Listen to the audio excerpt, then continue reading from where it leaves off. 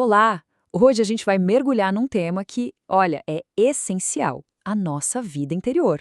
E para guiar a gente nessa jornada, vamos usar o livro Vida, Desafios e Soluções.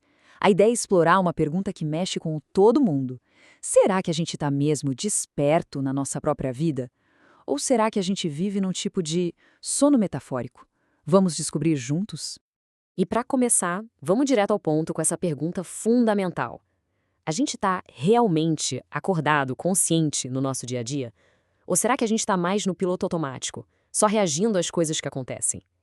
É um ponto de partida que já convida a gente a parar e pensar um pouquinho. A obra que a gente está analisando hoje descreve um estado que talvez soe bem familiar para muita gente, o da desconexão. É aquela vida governada por pressões de todo lado, sabe? Sociais, econômicas. E o resultado disso são conflitos internos que acabam nos mantendo nesse estado de sono, limitando o nosso verdadeiro potencial. Então, vamos lá.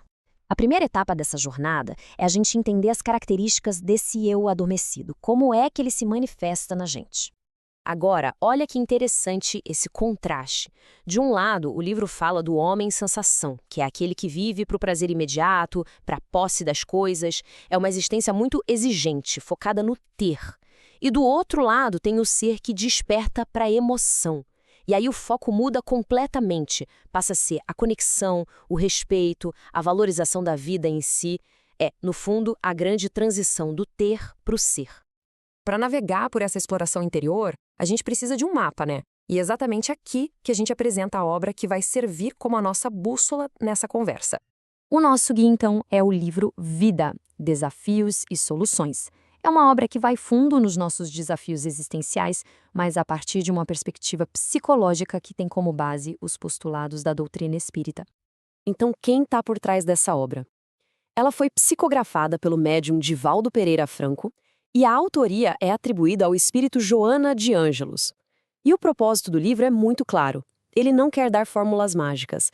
A ideia é oferecer propostas, soluções para os desafios da vida, que, claro, dependem do esforço e da perseverança de cada um de nós. Bom, agora a gente chega no coração da nossa análise. Com o nosso guia em mãos, vamos ver como é que na prática a gente pode começar a cultivar e a fortalecer a nossa vida interior. O livro nos apresenta um caminho bem estruturado, quase um método para esse despertar. E ele se divide em 4 passos que são fundamentais. O primeiro, que é o ponto de partida de tudo, é a reflexão. Isso significa criar o hábito de olhar para dentro, de silenciar o barulho externo para a gente poder entender de verdade quem a gente é.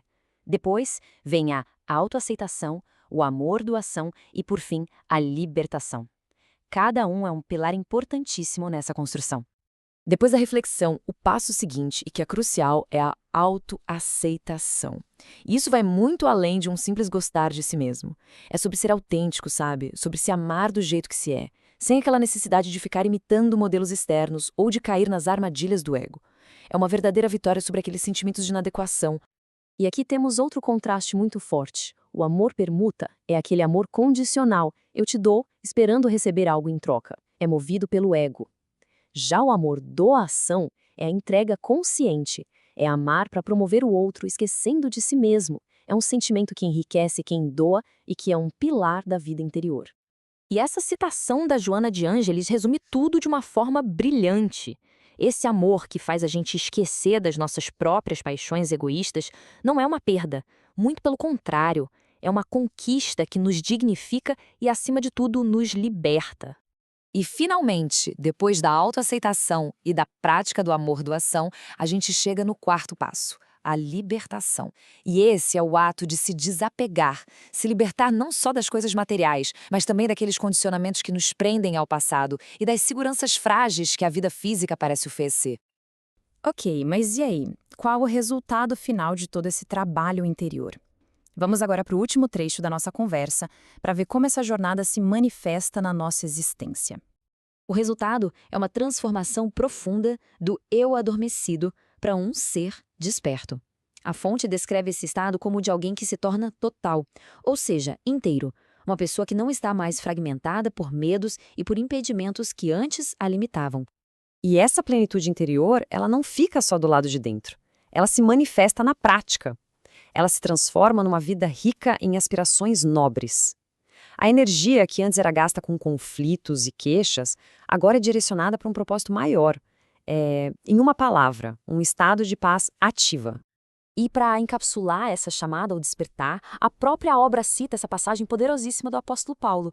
É um convite para a gente sair do sono de uma vida não examinada, da morte da consciência, e buscar a luz do esclarecimento. E a gente termina com uma pergunta para reflexão. Diante de tudo isso, a questão que fica não é mais se devemos despertar, mas sim como cada pessoa pode dar o primeiro passo para iniciar a sua própria e única jornada interior.